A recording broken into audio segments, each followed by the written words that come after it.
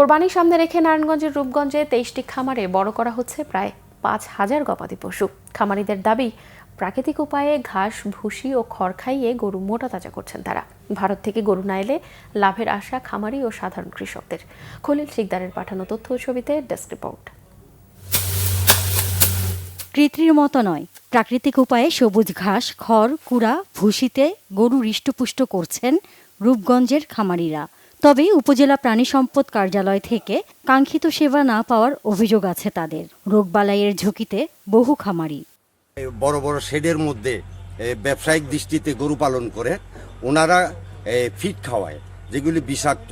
এগুলির মধ্যে পর্যাপ্ত পরিমাণে ভিটামিন দেওয়া হয়, যে ভিটামিন গরুর শরীরে যায় এবং ওই মাংস মানুষে ভক্ষণ করলে ওই মানুষের শরীরও এই ক্ষতিকর ভিটামিন যায় পরে ক্যান্সারের সৃষ্টি হয়। আমার গরুগুলি আমি মাতৃস্নেহ যেমন লালন পালন করে, আমি এটার সেবা মনে করি।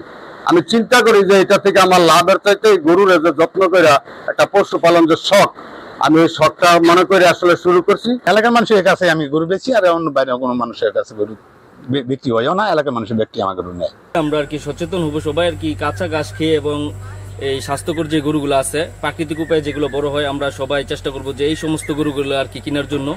লোকবল সংকটে সেবা ব্যাহত হওয়ার কথা স্বীকার করেছেন উপজেলা প্রাণী সম্পদ কর্মকর্তা। প্রাকৃতিক উপায়ে পশু মোটাতাজা করতে সাধ্যমতো নানা পরামর্শ দেয়া হচ্ছে বলে দাবি তার।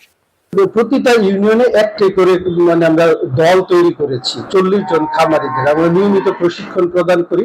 গত ১ বছর ধরেই তারা প্রশিক্ষিত হচ্ছে কিভাবে আধুনিক উপায়ে কম খরচে নিরাপদভাবে গবাদি পশুকে হৃষ্টপুষ্টকরণ করা যায়। আমরা তাদেরকে প্রযুক্তিগত এবং প্রশিক্ষণ দিয়ে তাদেরকে উদ্বুদ্ধ করছি এবং তাদেরকে চিকিৎসা সংক্রান্ত সেবা দিয়েও তাদেরকে আশ্বস্ত করছি। কোরবানির উপযুক্ত পশু হাটে তোলার প্রস্তুতি নিয়েছেন রূপগঞ্জের খামারিরা। Banglavision news desk.